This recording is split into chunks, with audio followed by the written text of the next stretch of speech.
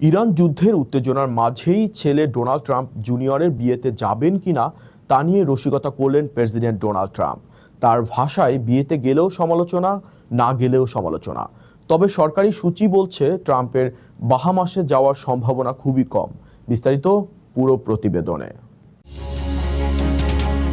আমেরিকার president Donald Trump কি তার বড় ছেলে ডোনাল্ড ট্রাম্প জুনিয়রের দ্বিতীয় বিয়েতে উপস্থিত থাকবেন? হোয়াইট হাউসে সাংবাদিকদের মুখোমুখি হয়ে এই বিষয়ে এক রসাত্মক কিন্তু ইঙ্গিতপূর্ণ মন্তব্য করেছেন খোদ মার্কিন প্রেসিডেন্ট। ট্রাম্প জানিয়েছেন, চলমান ইরান যুদ্ধ এবং অন্যান্য আন্তর্জাতিক ব্যস্ততার কারণে এই মুহূর্তে বড় ছেলের বিয়েতে যোগ দেওয়ার মতো উপযুক্ত সময় বা টাইমিং তার নেই।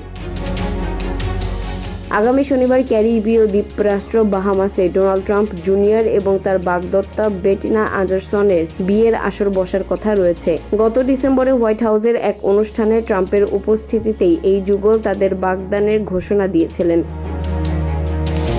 তবে বৃহস্পতিবার সাংবাদিকদের প্রশ্নের জবাবে ট্রাম্প বলেন, ছেলে অবশ্যই চায় আমি যাই, কিন্তু এটি খুবই ছোট এবং ব্যক্তিগত একটি অনুষ্ঠান হতে যাচ্ছে। আমি চেষ্টা করব যাওয়ার, তবে আমার সামনে এখন ইরান যুদ্ধ এবং আরও অনেক বড় বড় বিষয় সামলাতে হচ্ছে। এই পরিস্থিতিতে আমি কোনোভাবেই জিততে পারবো না। মিডিয়া বা গণমাধ্যমকে কটাক্ষ করে ট্রাম্প আরও বলেন, আমি যদি বিয়েতে যাই তবে ফেক নিউজ মিডিয়া আমাকে মারবে যে দেশের এই পরিস্থিতিতে আমি বিয়ে বাড়ি যাচ্ছি, আর যদি না যাই তবে বলবে আমি নিষ্ঠুর বাবা।